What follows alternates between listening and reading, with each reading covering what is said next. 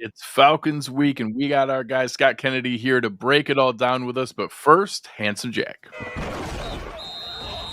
Broadcasting live to Bills Mafia worldwide with Greg Tompsett and Aaron Quinn. Welcome to the NFL. Doesn't matter what's happened before today. Today's a brand new day. It's a brand new season.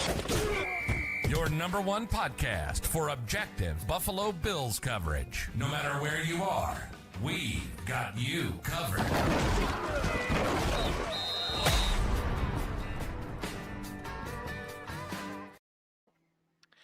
Good evening and welcome to the Cover One Buffalo podcast. You're joining your host, Greg Tompsett, along with my partner in crime, Aaron Quinn. Aaron, how we doing? I'm doing all right. I will say fall, I think officially has arrived here in Western New York. It was like damp and cold for the first. We've had this like San Diego weather here in Western New York. I'm sure you guys have had the same weather over your way and finally got a taste of fall. So it's really finally feeling like football season. Other than that, everything's terrible. We should fire everyone and the entire staff, and the Bills are the worst, right? Yeah, Other than that, everything's great for me. How about you? I finally come around to decide, sure, we should play the rest of the games, I guess. I wasn't sure at one point if we should actually finish playing the rest of the games or we should just pack it in. So I have decided we should play the rest of the games. See how it shakes out. It's been a pretty wild process to see everybody going through, the first loss. It was extra painful because it's a team you're still favored. It's a division rival. It's a game you feel like you're supposed to win. Yeah. It's at home. Yeah. I needed this game. I needed to turn the page. I needed to flip over and to be able to get ready for one. And it's always interesting. We always talk with the fans that when we rotate through the different NFC divisions, it usually gives us a chance to kind of connect with some new people and guys that we haven't necessarily had on the show before. And no different than this week, we're going to bring on our guy, Scott Kennedy, for the first time. Scott, how we doing? Doing great. Appreciate y'all having me on. Looking forward to hosting Bills Mafia. In fact, it'll probably be a Bills Mafia takeover on Monday Night Football down at Mercedes-Benz. This place behind me right here. I do think I've talked to a number of people, and out of all the games this year that I've heard people are traveling to, Atlanta is the one that pops up the most often. And I think it's a mix of nice weather, but the facility itself, I think people are interested. Gorgeous. There's a lot of nice weather opportunities to go travel to these games, but I think a lot of fans that I talked to wanted to get eyes and experience this facility that you guys have down there. Well, not only that, it's not just travel. Nobody moves north. Nobody. Yeah. So there's a lot of New Yorkers in Atlanta. Yeah. There's a lot of native Bills fans who have brought their Bills fandom with them. So when I met Greg, he was still down there and was a Bills fan that would show up to this game. Not far from you. I lived up on the edge between Alpharetta and Cumming. I lived there for quite a while I was working for probably for a UPS. Pitching wedge away from me. I live in. I was just gonna say, I think I saw Johns Creek, part of Alpharetta. Yeah. So I used to live just up beyond you there. So I actually, the last time the Bills were at Atlanta, I went to that game and was there for that game. So it's a fantastic place for the season this year and for everything. I know it's been pretty exciting for the Falcons coming in. Obviously the end of the year, peaks with Penix, the investments in the defense. Now not everybody loves an early bye, but at least getting a chance to step back and see the team. Where's the fan base at? Where is the feeling of how this team is looking, meeting expectations, 2-2, but really the weird anomaly of whatever that Carolina game was, the rest of the games all very competitive or really exciting games. Where's the fan base's head at? Well, cautiously optimistic, but also realistic, knowing that these are the Atlanta Falcons that we're talking about. I say it's hard to trash talk an Atlanta Falcon fan because no one can hurt an Atlanta Falcon fan the way the Atlanta Falcons hurt the Falcons fans. Like, what are you going to do to me that it's an abusive relationship, codependency here. So cautiously optimistic, but there's always that tick in the back of your mind that says, yeah, but the Carolina Panthers, the long and the short of it is, I'll make this podcast really quick.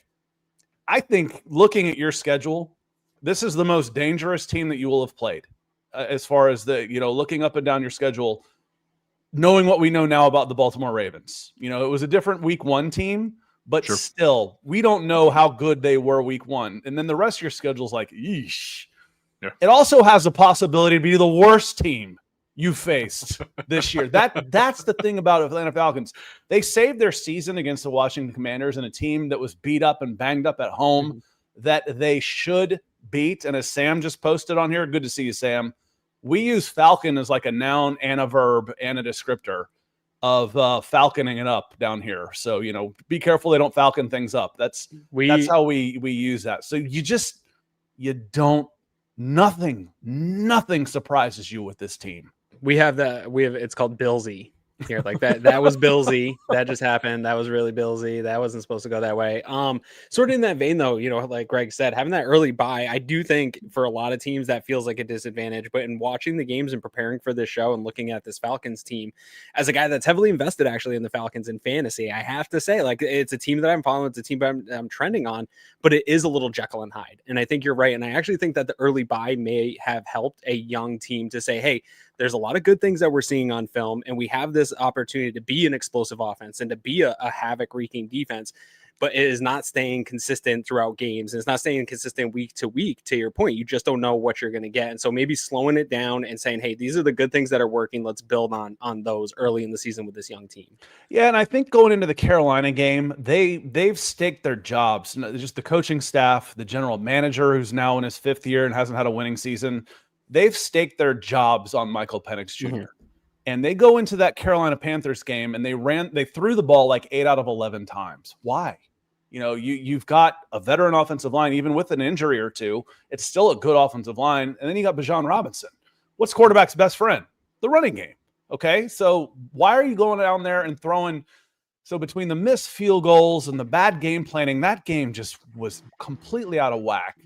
They dominated a Minnesota Vikings team that is also kind of an enigma.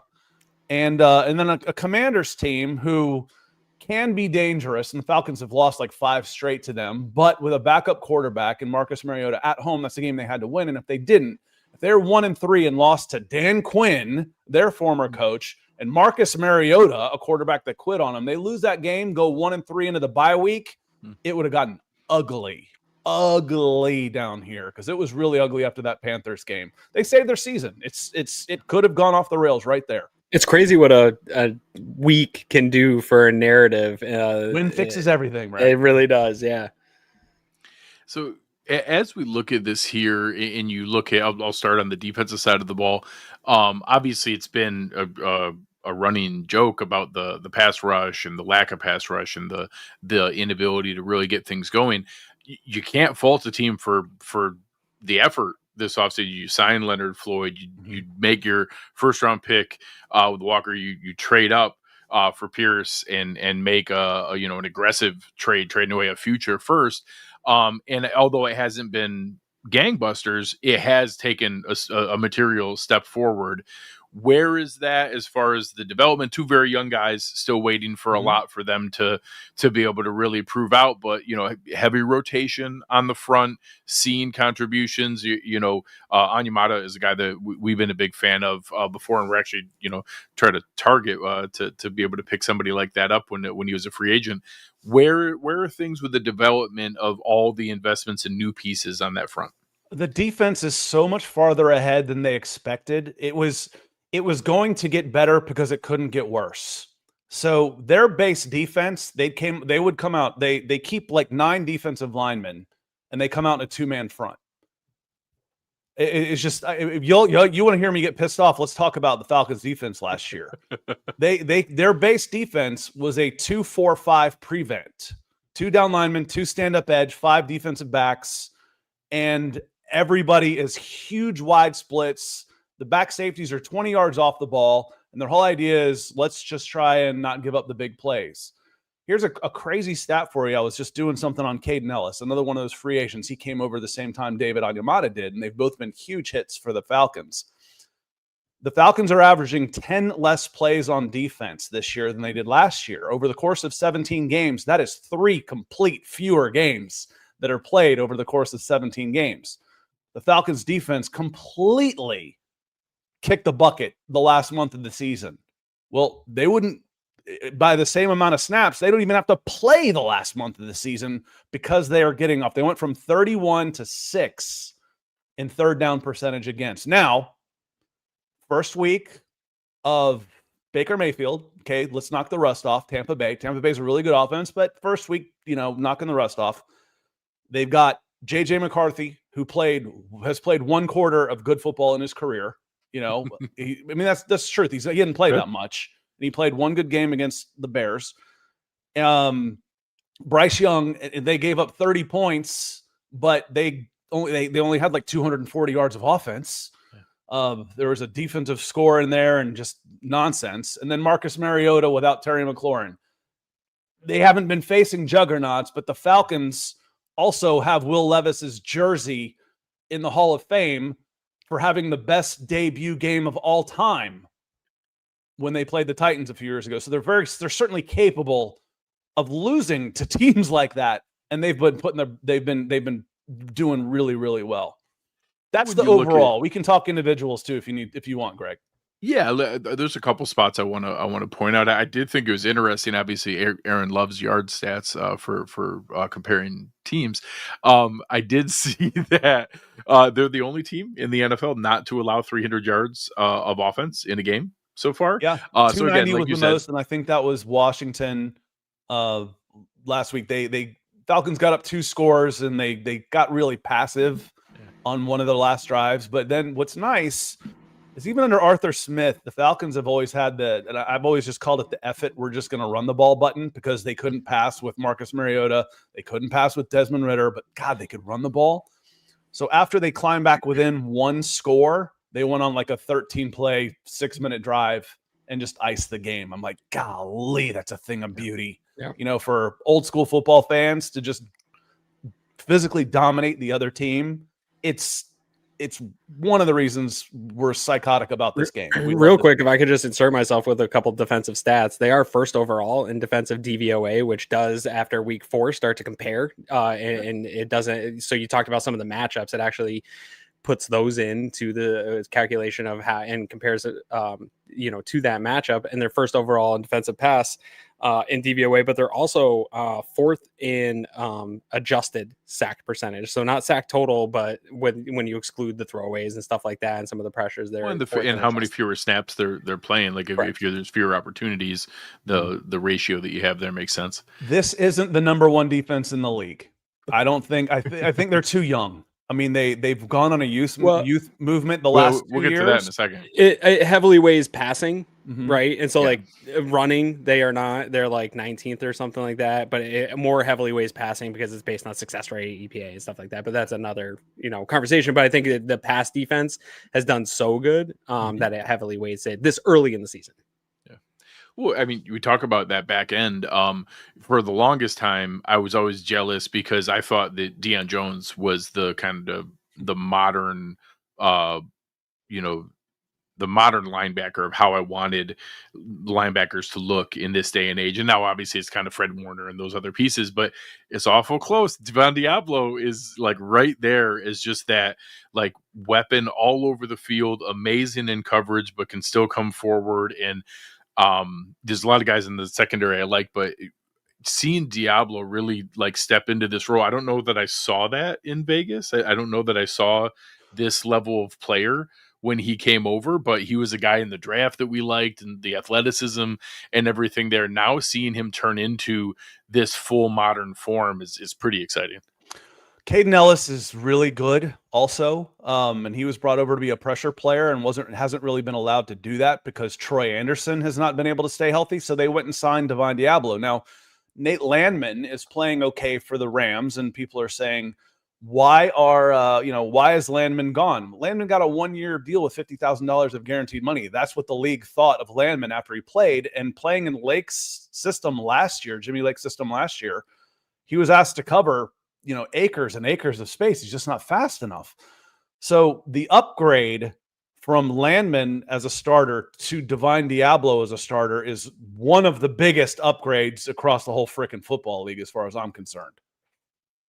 So at the back end, it's going to be hard not to just gush because we obviously spent a lot of time researching safeties, and there was a lot of people in our fan base wanting to see more investment there. And it's a whole thing that we didn't, and that we kind of stuck with Taylor Rapp and Cole Bishop. And we took a shot on Derek Forrest as a, kind of a flyer, and ended up, Jordan Hancock ended up kind of going that direction later on. But two of the guys that we were constantly hammering draft boards and our mock drafts and our workups were both Xavier Watts and Billy Bowman. And seeing that they've stepped right in, obviously Jesse Bates, kind of the elder statesman and the leader of the overall. You have AJ Terrell when healthy, the high end corner. But having Watts come in immediately at safety, and Bowman, I don't know that I saw that like overhang nickel role, but he's stepping right into it. That is a really exciting combo to be able to have going forward there, and to hit on both of those. The attention goes to the first round picks with the pass rushers. I think you guys might have done even better in the secondary with those two picks. Bowman was brought in to be a physical presence from the nickel. He's basically, if he's not playing backup cornerback, not backup as in like backing somebody up, but I mean like backpedaling. If he's not in coverage, then he's in an outside linebacker spot. I mean, he's in the slot right there, and he has to set the edges and he has to be physical, and that's helped with the run defense. The run defense, I think, is better than the statistics will show, because again, the Commanders ran up a bunch of yards rushing. I think when the Falcons put their nose to it, they can stop the run. It hasn't been a priority. You can't always stop everything. They're not good enough to do that. So they've prioritized the pass, and they've been willing to give up 4 or 5 yards a carry at times. Watts has been really good as well. And the thing is, y'all mentioned James Pierce Jr. and the trade to get him and giving up a first round pick. Well, they got a first round pick. So they traded first round picks, a 26th pick for a 25 first round pick. And then they traded a second round pick for a third round pick. That's what people never, the national media never, ever, ever talks about it. They just talk about giving up an extra talk about first. Yeah. The second person in that trade was Xavier Watts, who getting him in the third round. Virtually everyone had him as an early to mid second rounder. We thought the Falcons might take him with that pick 46. Yeah, I was just going to say, like, if you had told me that they just sat there and took Xavier Watts at 46, that would have totally made sense. He was absolutely on our board at 54 or whatever our pick was at that spot. Oh my God. I'm like, James Pierce Jr. and Xavier Watts for a first and a second might not sound quite as bad as you think. Yeah. Wow. All right.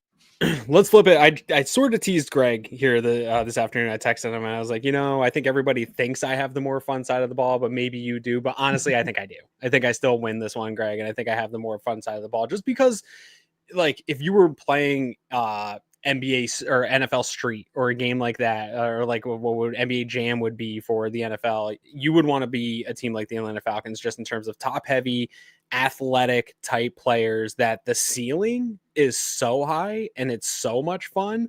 But talk to us about this sort of Jekyll and Hyde of this overall offense, because it has big expectations. And I think nationally, everybody sort of bought into this. You're seeing Kyle Pitts finally become a thing. Everybody knows and respects what Bijan can be. And I think we saw enough from Penix Jr. in this last season to think, hey, he could be a guy that can do this in this offense and create some big explosive plays. But there is that other end of where it is still young and learning. Where is kind of the vibe on this offense out of, can it get close to that ceiling more consistently, or is it going to be more of a middle average offense with just high and low ends? It's a great question, and it's questions that we ask every week on the Falcons podcast. And I think what it's come down to, and it's so easy to just blame one thing, because if you can fix one thing, then everything's fixed. But play calling has played a big issue into this. Sure.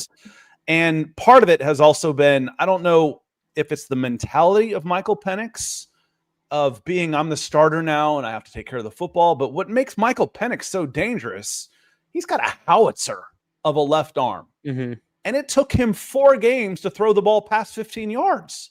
Now, in his 3-game cameo last year, he led the NFL in that period in big time throws. It's like, dude, back them off. And if people want to say, well, Darnell Mooney, your speed guy, he hasn't been healthy, hasn't been playing. Brother, if your offense lives and dies because of Darnell Mooney, your offense sucks. Yeah. I also think Drake London can do some things vertically down the field, right? Like exactly. You know, again, a deep threat doesn't necessarily have to be faster than everybody else. Yeah. If I've got a 6'5" receiver out there one-on-one, I don't care if there's somebody in his hip pocket or not. Yeah. He's a threat, especially someone Higgins with the ball basketball downfield. He's background not that like fast. Drake London. Yeah. You know, contested catches all the time. How fast is Mike Evans from the Buccaneers? He's not known as a burner. Yeah. It is interesting. It is interesting that they're not pushing the ball down the field because it does feel like a strength of his. But then this is the same conversation that kind of we're having here in Bills Mafia, in that I don't know how many of those plays really exist in a lot of games. And I think one thing that Penix is doing really well here in that second year is the intermediate game. Like if you're show it at least so. But literally, Aaron, they had like 2 passes in 3 games that had more than 15 air yards. Yes. And that can't happen. And then if you try and use the screen game when everybody's packing the line of scrimmage, you got no chance. So it's simple. You say simple, but football in essence is a simple game. You know, bigger, faster, stronger usually wins. Back them off, run the ball, loosen up the back end of the defense with a couple shots. And the offense looked the way you expected to look when they played the Commanders. Mm-hmm. They overpowered the Vikings. They could run up and down on them. Now, against the Panthers last year, they rushed for about 250 yards. And Bijan and Tyler Algier combined for like 14 touches in that Carolina Panthers game. And they want to say, oh, well, you know, that was a little weird. That game got away from us. You got behind. I'm like, no, it was like 10-0 at halftime. And you had the ball in the third quarter. That's still plenty of time to follow your game plan of running the ball. So some of it, I feel like it's just inexperience with a second-year offensive coordinator. Yeah. They showed this last year. Game 1 against the Pittsburgh Steelers was a disaster. Yeah. It was a disaster. And then they self-scout and they fix the little things. Okay, wait a minute. Maybe we shouldn't run the same play every time we're in this formation. NFL guys might pick up on this. You know, so a lot of it is self-scouting and self-correcting on that. And I believe they're capable of doing that. And again, when you talk about the weapons that you will face, this is as dynamic an offense that you will face all season when it comes to the weapons. Now, does that mean that they will execute? Does that mean they will game plan correctly? We're not sure. Yeah. Yeah, and it feels like, in watching the tape, it feels like as good as that high end for Penix can be, it feels like there's a lot of opportunities when he puts the ball out there for there's still a lot of inaccurate balls, and they're not always balls that get in trouble. But for the Buffalo Bills this week, we're talking about, hey, they need to get more hands on the balls. We haven't had many pass breakups. They haven't had interceptions and stuff from the DBs. I'm watching the tape thinking, hey, there's going to be some opportunities to get your hands on some balls in these games, even as good as those skill positions are. But in talking about these skill positions, I want to kind of rotate into a couple guys specifically here, but it seems like, for years we've heard what a talent in terms of freak athlete Kyle Pitts is, and it just hasn't gotten going. And we've kind of dealt with that in a less of an athlete in Dalton Kincaid here, and the expectations of a guy coming in and really changing your offense. But it does seem, and you see it on the tape, his ability to be more productive with Michael Penix seems like that's really kind of like push this whole idea that maybe Penix is the franchise guy, because he's kind of gotten Pitts going, and there's a relationship there that we can make and be special. Is that really kind of what is, when he's playing well, it seems like the offense is that high ceiling of the offense. When he's not, it seems like everything's on Bijan to get going.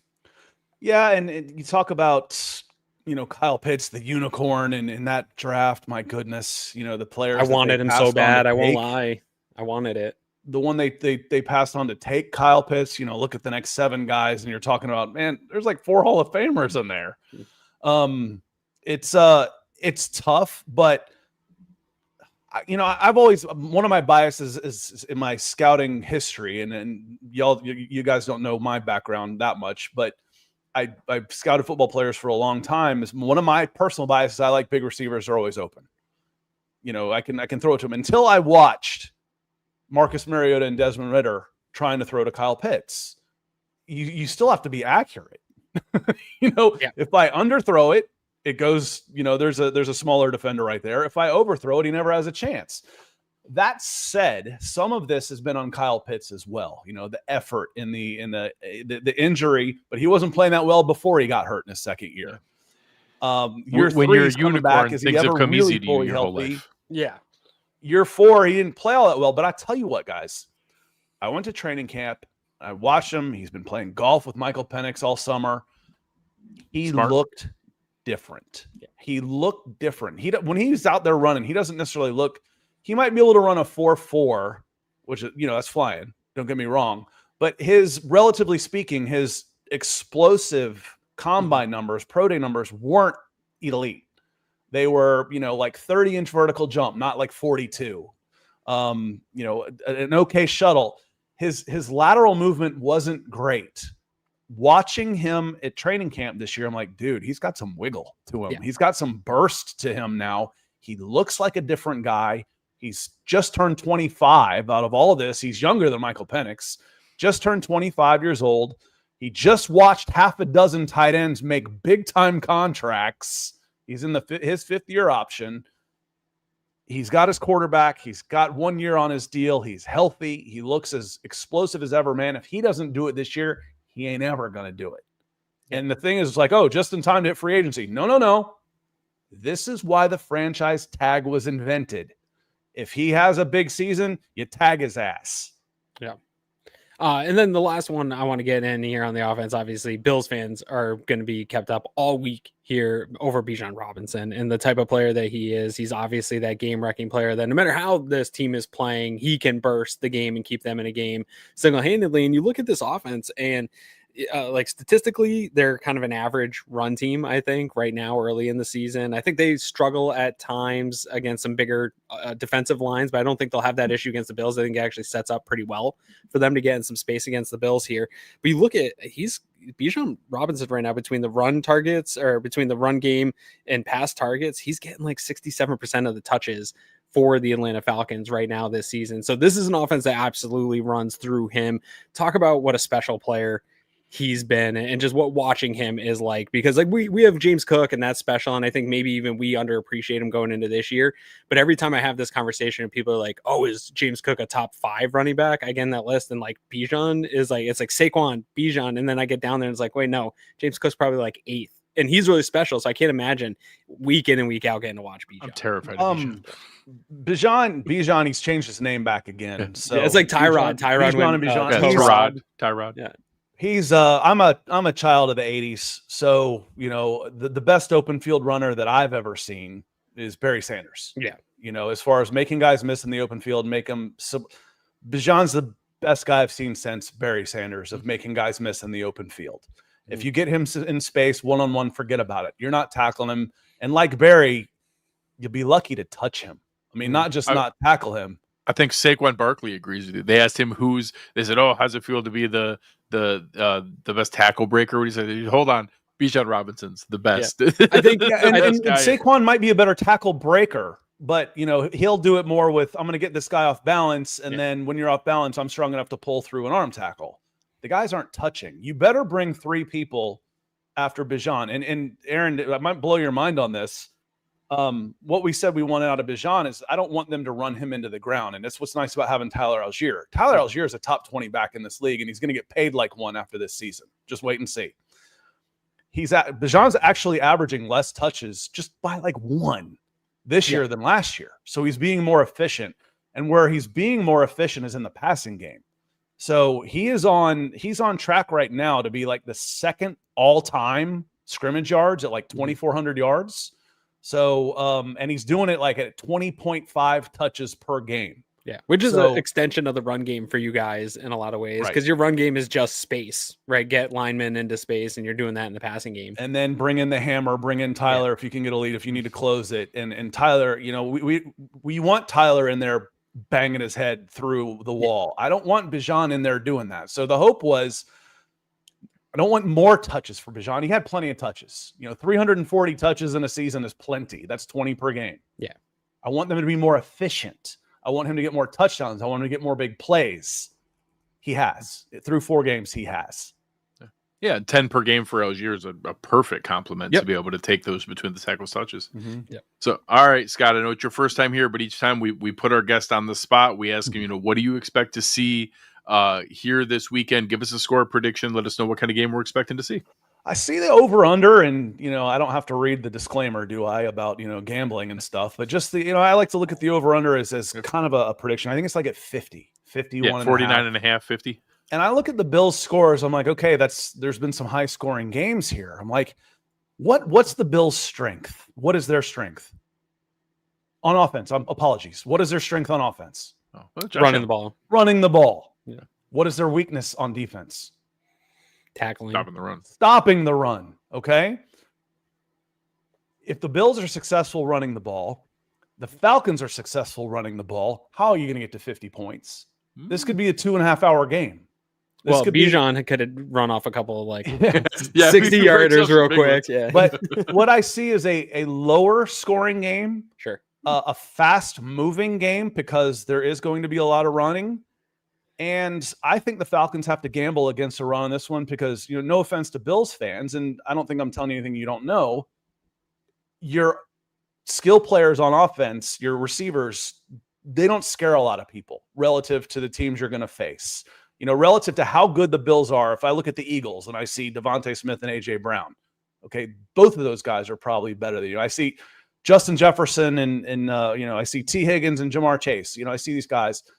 It's Josh Allen and James Cook and Dalton Kincaid. I've got to stop the big guys to stop the Bills. So I think the Falcons need to sell out a little bit, which could open up things on the backside.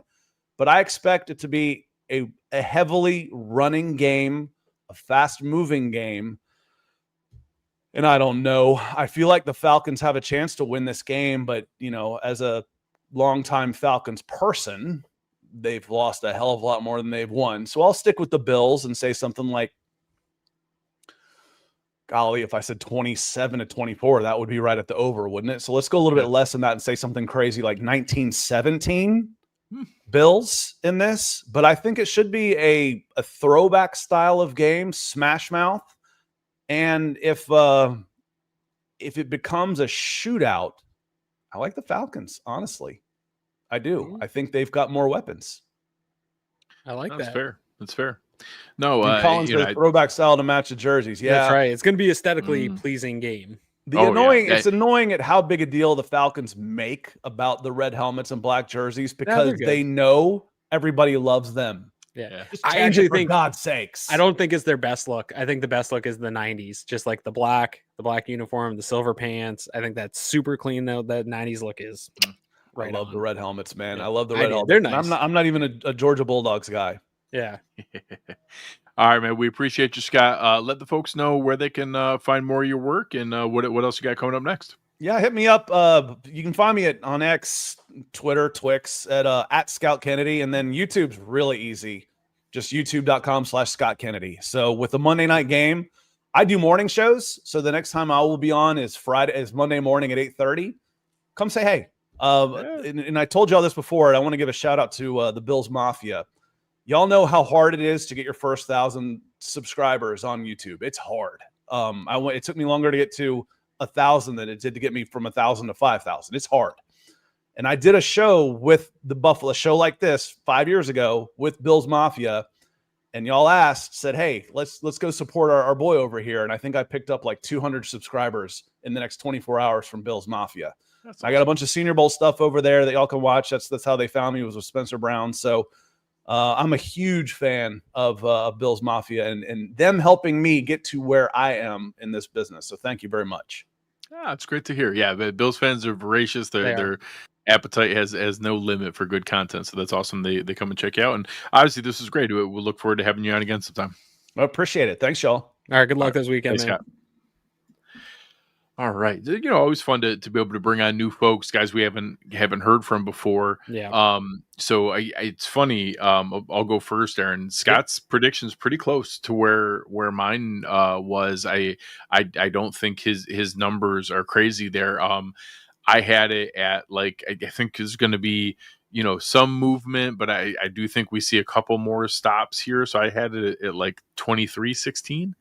I think that it's right there in that range. I think that the Bills have enough to get things going, but I don't think he's crazy that, me saying 16, I'm talking multiple field goals instead of touchdowns. And if they get touchdowns on those drives and you see a Drake London or a Kyle Pitts or, God forbid, a Bijan Robinson get going and you get multiple touchdowns going, all of a sudden, I don't think he's wrong. I think that they have the weapons as those skill positions that are tough to match up with. This is going to take a really, really strong performance. They're not seen overall as that kind of team, but God, there's a lot of talent on this roster. There is a lot of talent on this roster, but I do think there is a bit of a Jekyll and Hyde experience to this roster, but we just played a team like that. I think the New England Patriots are very much that. We caught the high end of a New England Patriots team. And we saw that when you matched the high end of one team and maybe the struggles are lower end of a good team, you can get caught in a game like we saw. I don't think the Bills want that again. And that very well could be how this plays out. I think it's similar. I actually think Atlanta can attack the Bills in some ways offensively that are probably more challenging than what Drake May was able to do. I don't think you're going to see Penix making the throws Drake May made, but I think that they could more methodically move the ball up and down the field. Like he's dangerous in the pocket. He doesn't have the movement skills May does, but obviously the Patriots don't have a Bijan Robinson. Right. And I don't think he's going to make these like crazy, oh my God, Penix broke the back of the defense by making a play and extending it, stuff like that. I think there's a bit of overstatement of what the Patriots were able to do to the Bills. They didn't make it look easy. They had incredible throws, right? I don't think Penix is going to come out and do that, but I think they have the ability to maybe attack the zone and move the ball up and down the field and get him involved, get Bijan involved in that passing game. So I think they're going to score some points, but I do think the Josh Allen took that for real, how that offense looked in the last performance. I don't think he liked how that felt. I think that whole offense. So I have faith that the offense is going to bounce back. And I think the defense did do good enough in that game to win. And I think that they've taken that a little salty too. So I expect them to give up some points, but I don't think it'll get crazy. I've got it 28-21. So I think it's just under, right? You said it was 49.5. Yep. So it's just under, but I could see it being a 28-24. Like you could add a field goal here and I wouldn't be shocked, but I do think the Bills are going to go down there. Could feel sloppy, a little bit tighter than we want it to be at start. But I think this is that typical time of season. A couple of years ago, we saw the Bills drop that game to the Broncos. Like we see these types of moments in a season. I think they're kind of in one of those right now. So we'll still probably see some struggles in the run game. We'll see Bijan break one that really is frustrating and we're all pissed about. And someone's going to be jumping in the air, missing a tackle as he leaves them in the dust. But I think ultimately the Bills are a better team. I think they're in a spot where they can rebound from that loss here early and really put it to a team that they probably should. But you can't sleep on the Falcons, man. I think it's a better team than New England, or a more dangerous team than New England when they're playing at their best. So the Bills better have learned from this last week. I will say one area that the Patriots did have I think material advantage versus the Falcons is coaching. I do think that Vrabel is a net positive, a real differentiator. And I honestly, I really had hopes for Raheem Morris because I thought he went through a really smart kind of internship after he got that opportunity in Tampa Bay. Was so young in his career. And a lot of guys that's not fair to judge them on that. But then going through the other opportunities, like even like coaching offense with McVay and like the different stops he made before getting into that role, I really thought this was going to be a good spot for him. And there's been some questions, man. Like it's just sometimes that innate game management piece just is not there for everybody. And I do think that between maybe some spots there to catch him, I think that you can confuse Penix. So I'd really like to see, we need to see Babich and McDermott on their game and making it challenging there. And even not confusing him, like I was saying to Scott, like he still throws some balls that are going to be like not even on base defense, that are going to be opportunities where I think some guys can maybe make some plays to shut people up. Because I think people are right. Bills are not making plays on the ball. I think this week we'll have an opportunity on some of those throws that he makes. Well, and I think that there's some metrics that the Falcons offensive line looks really good, and those are real. Like they've done that for those 4 games, but Scott brought it up, like, we're going to find out how much of that was them and how much of that was the 4 teams they went against. I do think that he's not the most mobile. He does like to hold the ball sometimes. I think you can get to him. He's the kind of guy that if we get those pressures, this has to be a strong pressure to sack conversion week. We got to get him on the ground. We got to be able to do that. I got some good ones for you here on pressure. So clean pocket, he is 67.4% completion percentage, 700 yards, 8.2 yards per attempt, 3 touchdowns, 3 interceptions. But under pressure, he is 44.8%. So you're dealing with what's that 24%, 23% drop when under pressure. So it's there. The problem that I see is he's actually very accurate versus zone. And so if you're going to sit back and play traditional Bills zone, he's a much better against zone than he is against man. But if they can run zone but get the pressure with the forward that they have been able to, I think that's been an interesting thing here this week as we're looking through the data and seeing how the Bills have been actually doing pressure wise. They're there. It's the marrying pressure and coverage. Like you see coverage on some plays, but it's not marrying up with pressure. I think they just got to get that. But I think they're going a weird amount of those fluky plays, like the Daquan Jones play. That's a perfect play by Daquan Jones, and Drake May just makes an insane play, like as he's scrambling backwards and falling down. Like, 9 times out of 10, actually I take that back, like 7 times out of 10, that's a sack. The other 2, it's an incompletion. Intentional grounding. Or intentional grounding. And somehow he found Stephon Diggs while he was like, desperately scrambling backwards to that. Just some of those plays, like that's, Daquan Jones did everything right. Like that's as fast as you can move and as immediate as you can have pressure, and the quarterback just somehow made a better play. Yeah, it's pretty wild. Yeah. All right. So big shout out to our guys over at Southern Tier Brewing Company. Appreciate them. It's a ton of fun. Make sure you're checking out What's Brewing with all the good stuff that they have going on. Even some of I got the caramel pumpkin, imperial pumpkin ale. I had one in the fridge ready to go, but I'm only going to crack them on victory. So I really need one that's coming Monday night. I was going to say, yeah, come on, man. You don't want to leave those in the fridge too long. Actually, those will actually age really well. If you just leave them on that shelf out of the sunlight. But all right. So where are you at on some of the injury concerns here? I mean, do we have to have a Matt Milano conversation?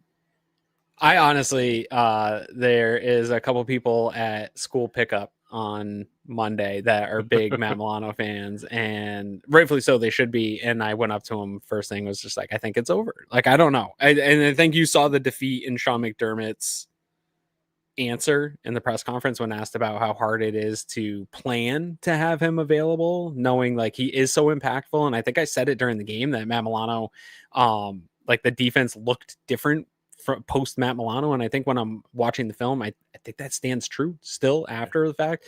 And so you want him there, right? Like Sean McDermott believes in him. He's spoken highly of him, but availability is the best ability, and it's just he cannot. And that's tough. And honestly, like Ed Oliver's got to get healthy here, because he's had a similar, I was thinking about him the other day, like he's had such an interesting path here with the Bills of being a high draft pick, not living up to it early, having moments, getting an injury, having some more moments, getting an injury, having some big plays, and then like he finally has a breakthrough performance and suffers another injury. And it's like, is this going to be his story too, where the Bills just get these guys that flash these high end abilities and then just struggle to stay on the field? And the problem is with the Ed Oliver, you look back at his last injury last year with that being an ankle, you wonder how, it took him weeks to come back and play to the level he was.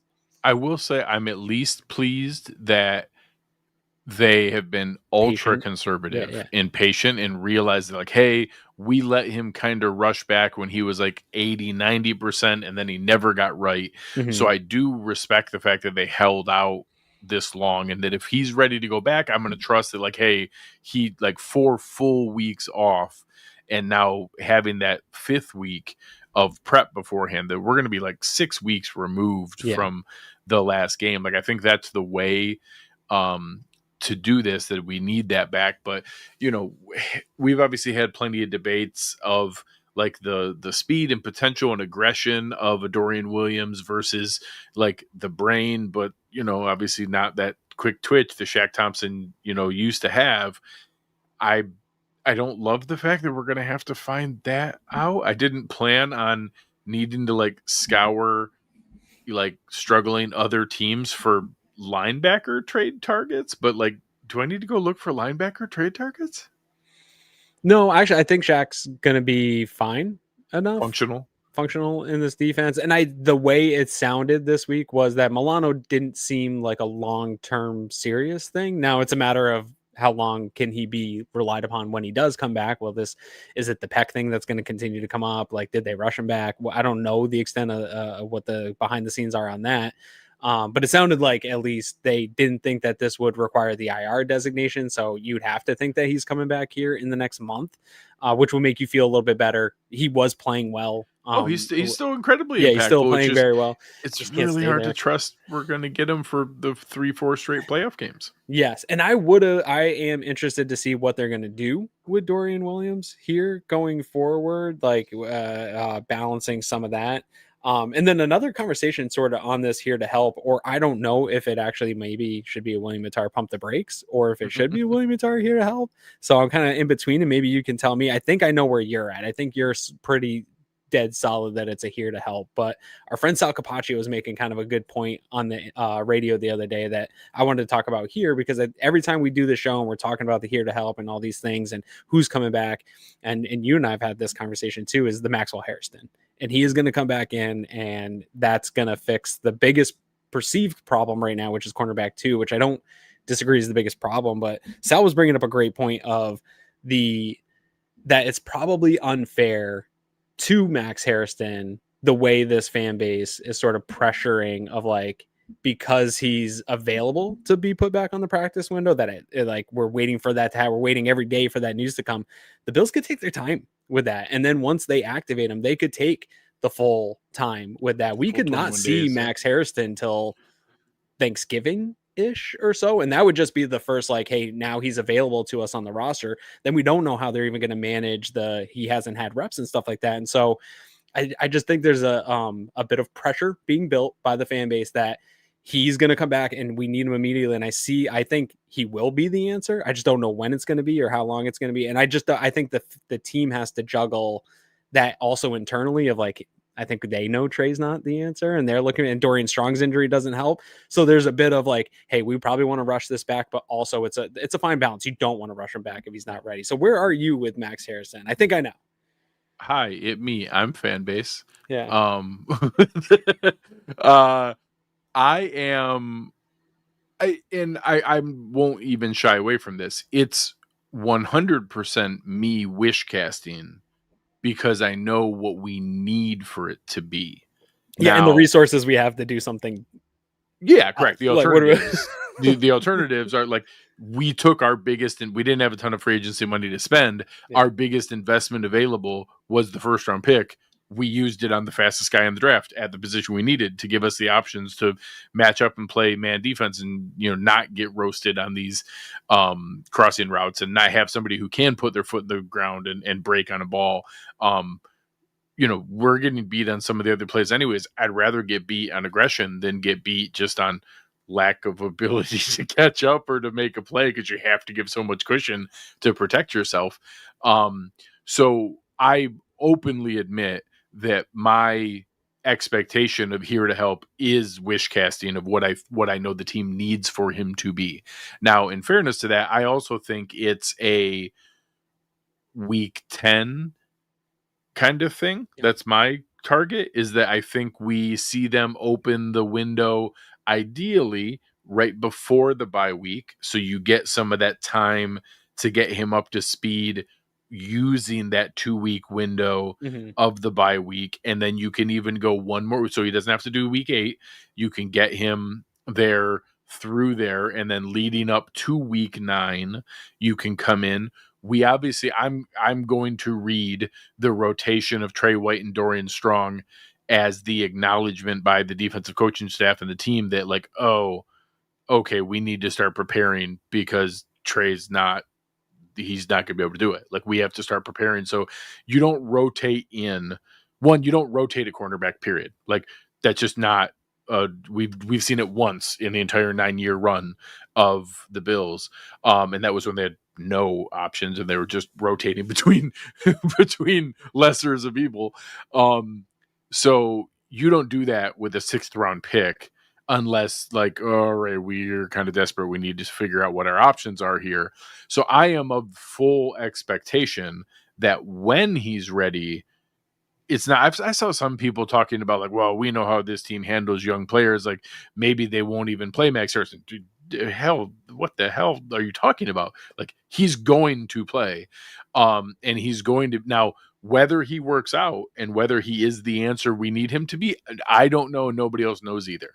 He was drafted there for a reason, and whether you had him 24th or 42nd, like he was a high end pick on everyone's board. He wasn't our stereotype of who we normally, the kind of player we normally see, but I kind of like the fact that they were going to try for something different. He is going to be he is going to be our answer. We will see if he's the answer. Yeah, I agree. We'll see. It's a lot to, I just think that, to me, it was nice to hear Sal kind of push back on I think we all agree to a lot of the points you made of maybe the pressure on him to be it immediately and to come in and be that immediate answer. I think we need to give him the grace of being a developmental rookie who missed his entire summer. And like, even when he comes back, like there's going to be some plays. It doesn't mean he's going to settle into this position. Look at how Cole Bishop, I think Cole Bishop's trending in a really positive way. It could take some time. And so I see the high end athleticism. I see the path to being that guy and all that stuff. I just want fans to give him a grace period of don't put pressure on it to happen too soon. And when it does happen, keep your expectations reasonable of where he's at. I'm confident Bills Mafia will be reasonable. We'll not do that. We won't. Very reasonable. That's why I'm patient. Here. Very understanding. That's my niche. My niche is. I mean, that's what Bills fans are known for: is patience, yes. Understanding, cool, calm, and collected, managing expectations. If people weren't that way, I wouldn't have a gig. There would be no need for niche-y people like me to be like, "Hey, pump the brakes on that." All right, guys. What's producer Colin got for us tonight? We are going to bring up our man, producer Colin, to ask us the best questions in the chat. You got one last chance here to get anything else in there. Let us know. Colin, how we doing? Good, guys. How are you? Good. It's I needed a new game to move on to. I was struggling, wallowing in Drake May related self-pity. Yeah, shout out real quick to Scott and his Falcons fans that he brought with him. There's still 30 of you guys that are tuning in, so shout out to the Atlanta fans. That's awesome. Very joining cool. Thanks for hanging out with us. Yeah, very active in the chat as well. So thank you, Falcons fans, for that.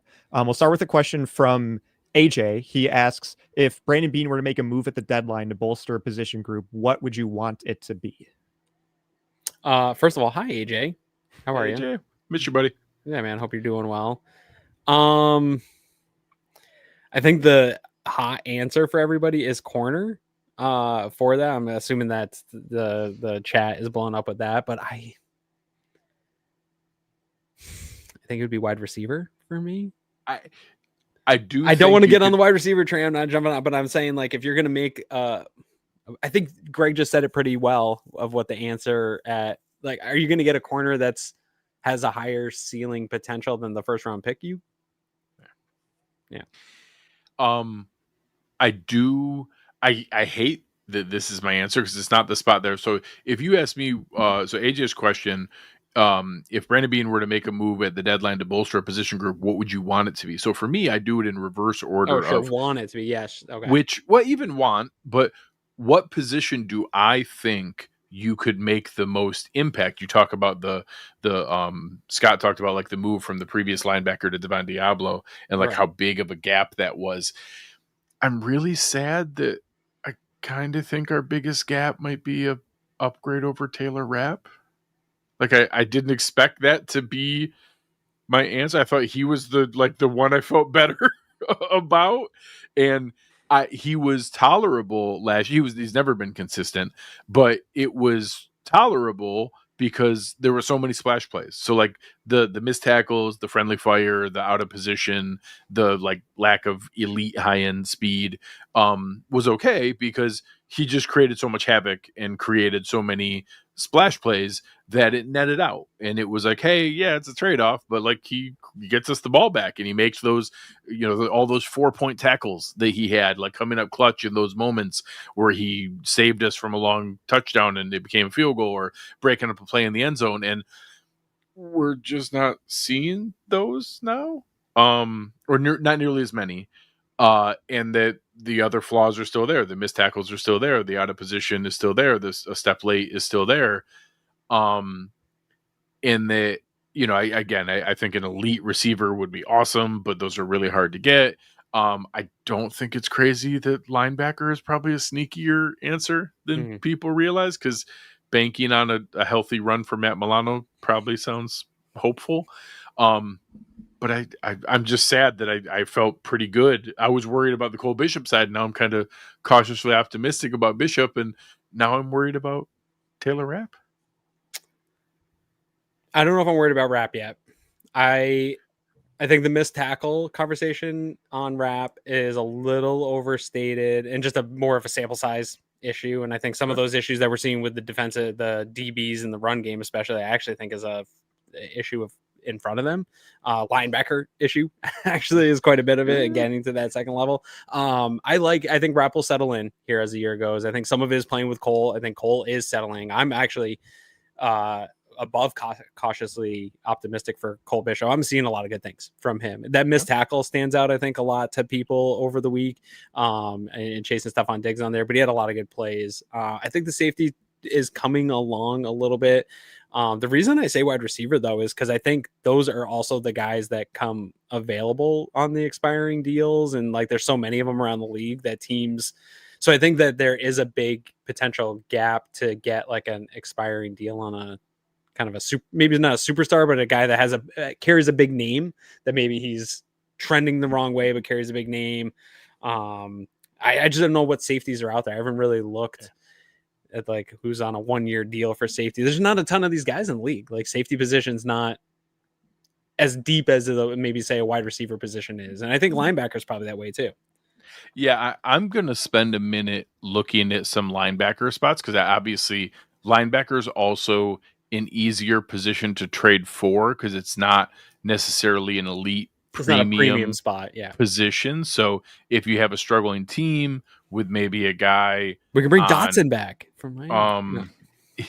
you have somebody on a maybe a losing team on an expiring deal. Maybe you have a little bit that direction, something. I don't know. We could find something. I'm sure I think ultimately the Bills are not going to make tons of moves. They're pretty strapped up right now in terms of. It's going to have to be very reasonable, cheap things like that. Yes. It's honestly a lot of the buzz online after watching the Saints game the previous week was on Rashid Shaheed. And the reason I actually was reasonably into it is like, you could get him for like $2.5 million. Like, you could. That one takes like just a couple little tweaks and you could actually make that work. So I was like, well, if they were going to do something there, he's a returner, but he can play wide receiver. Has that again, speed. I don't think that's a one that like moves that room. No, that's a little painting around the edges. That's nothing crazy. So you're saying we can't do like a AJ Brown one? I honestly, no, I don't even. Now we're like so far into the season, I don't even think we genuinely could take him on. Do that. They got to get him out of here. They got to get him. Yeah, like I'm gonna is that the first time there's not actually money in the banana stand? There's not a lot. There's a little. There's like like very few bananas. Very, very few bananas. Yeah, I think if we see some injuries here over the next couple of weeks, that'll ramp me more into this trade. I'm not in the trade world. Yeah, I think the Bills like the guys on their roster and the plan, and are going to be more patient with the return of the guys suspended, with the turn of some of the guys that are hurt, and banking on their original plan for the season. It would work out better than it has. All right, what's next? All right, next we got AJ again with another question. He's asking for your guys' thoughts on Greg Rousseau and how he's performed through 5 weeks. I have some stats for you here. Rousseau has 2 sacks, 12 pressures, 10 defensive stops, and 2 batted passes so far.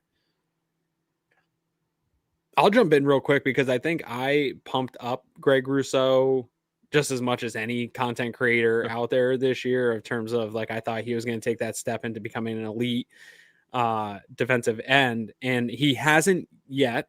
I will take sort of an L there. Like, it hasn't started as much as I would have liked to start this year. I think there has been some injury stuff that he's been working through here early in the season, but I also think that he just came off his best game of the season. Like, he just had a game that gave me the kind of hope of, that's the guy I wanted to see the last 4 weeks. This is the guy that I know that he can be. If he plays like he played in this last game, I think he's going to have the type of season that we wanted. And when you look at it, he's still a top 10 rushing edge in the NFL. Like, he's still doing a really good job doing that. And he is producing more and more pressures and stuff as we go here and we ramp up through the season. I think that his game is going to be benefited from the return of Ogunjobi and the return of Hoyt, and then being able to move some of those guys around. But I think he's trending in the right way after kind of stumbling out of the gates.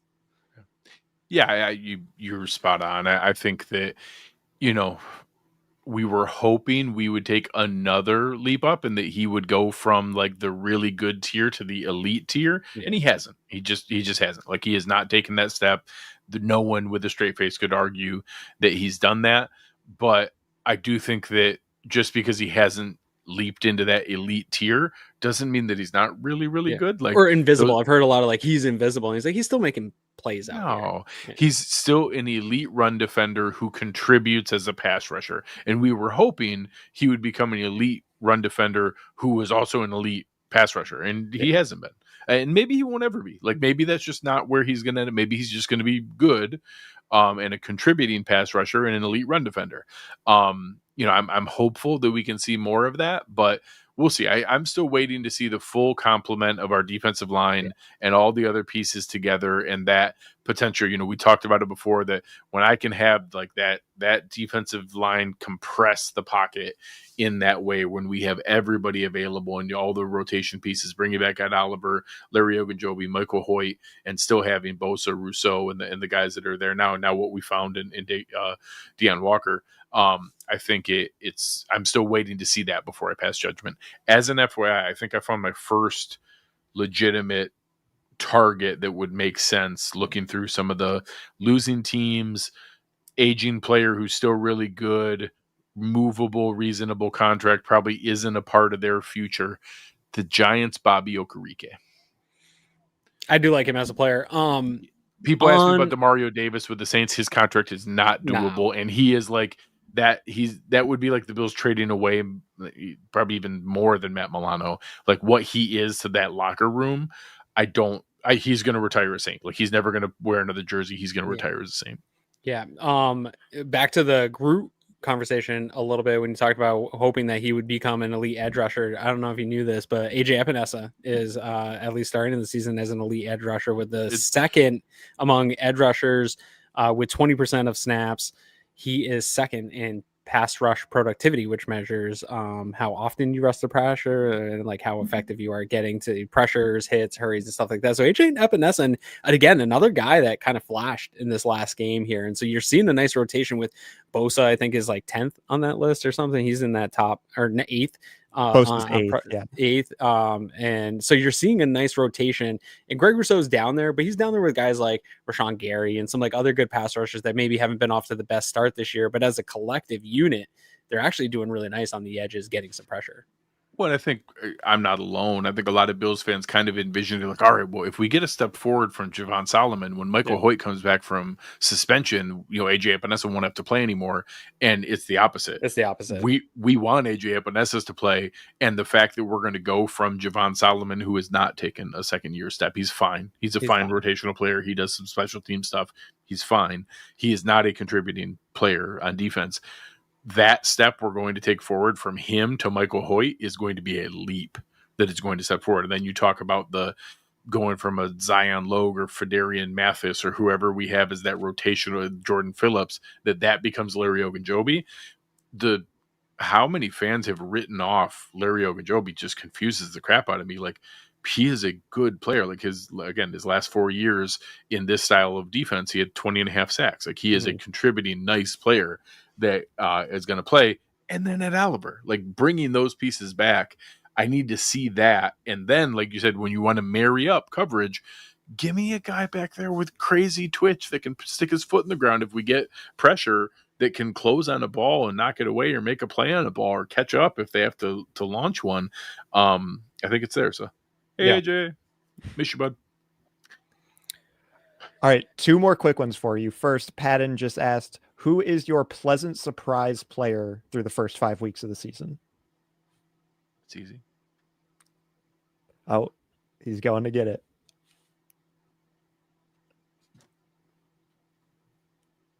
He has played really well. No one can be more pleasant than my darling large human. I don't even know if I could put him in this category. But Kincaid is becoming great call. Everything that everyone told me he was going to be for this offense. Literally the Spencer Brown timeline. Like, needed to disappoint us long enough that people jumped off the boat that third year spike, you know, we weren't ready for it. Yeah. And honestly, like, I got a little offended when Scott was like, all you have to do is stop like Cook, and then he like kind of like sighed through and like, oh, they also have Kincaid. Of like, did you just watch what he just like, you know? And he hasn't arrived yet to the other people, but small sample, but some of those like metrics of where he is on some of those charts are like the yards per route run and the quarterback rating when targeted. He's like above Amon-Ra St. Brown and Puka Nacua. People are like, holy crap. He was already doing some of those things, but he checked, I think, the boxes of the public calling out that he received over the offseason. Yeah. Like, he's physical, he's getting into the blocking, like he's doing all the stuff that Bean said, and now it's like, it's all coming together. And so a very pleasant surprise. Maybe, probably again, more than pleasant. Yeah, I agree. Okay, and then final question, Aaron. I don't know if you've gotten this before, if you've been told that I haven't been hit with this one. I saw it earlier. So this was a Falcons fan that said, is it just me or does Aaron kind of look like Baker Mayfield? I don't have the gap. Baker has the iconic like gap. You know what it is I look like a pretty average white guy.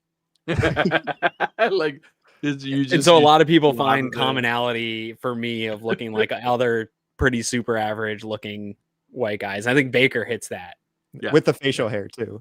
With the facial hair, I honestly get more Josh Allen, like or like a Timu Josh Allen or a Josh Allen if he took the Captain America in reverse, the Captain America treatment in reverse, stuff like that is more. I get more than it's so my favorite. Free super soldier serum, Steve Rogers. Yes, free skinny, super soldier serum. Yeah, malnourished Josh Allen. Yeah, that's my favorite one. Yes. Patton saying Baker Mayfield looks like Aaron. Aaron was here first. Amen. That's true. It's true. I was around. Goated. All right, guys. Again, I think we need this game. I'm looking forward to it. Also, I'm not gonna feel bad. I kind of like the hour earlier start, like prime time, but 7:15. Game ends at 10:15. We're gonna be doing the show. I might even be in bed before midnight. Like, it's kind of nice. I was just saying that my wife was asking what it was like this weekend, what the game was, what time it was, and what we're making and stuff like that. And I said, this early start used to kind of annoy me when I was younger, but now having kids, like, it's been frustrating. They can only watch small portions of the game. I'll get to watch more of the game with my kids. Yeah, and then for being first half. Yeah. For being a post-game show host, it's also nice. It was a long with camping this past weekend and then coming in and doing a show and being on late. And then you know how it is. Like, you can't just like shut this off and go to bed after a show. So it won't be as late of a night here for us on a school night this week. So that'll be nice. I'll take it. All right, guys. Appreciate it. Especially shout out to all the Falcons fans that jumped on with us tonight. Appreciate that. Great job by our first time guest, Scott. Scott Kennedy was fantastic tonight. You guys from the chat were fantastic. You guys know, every time we do this, we ask, give us a like, give us a rating, give us a review. It goes a long ways. Wherever you're listening, come back into the show description and leave a comment there. Let us know what your score prediction is. Let us know what you think the score is going to be for the game here. It goes a long ways to help us out. We really, really appreciate it. Let us know, do I look like Baker Mayfield? Yeah. What other average white guys does Aaron or also what other like low end Josh Allen comment? Yes. Can you give me the best low end Josh Allen comment? That's a fantastic one. Leave us comments. Whoever comes up with the funniest analogy or comment there. I think somebody what just a had pathetic looking Josh Allen I am. Someone, Castaway Josh Allen. That's Sure. a pretty good one. I like That's it. a pretty good like one. it, Lou. Thank Give you. us what version of Josh Allen does Aaron most look closely to? We'll read the best ones on the show. That's fantastic. Yeah, that'll be fun for me. All right, guys. On behalf of fantastic producer Colin Ritchie and my lovely Josh Allen-esque co-host Aaron Quinn, I am Greg Tompsett. You have been listening to Cover One Buffalo, and we are out.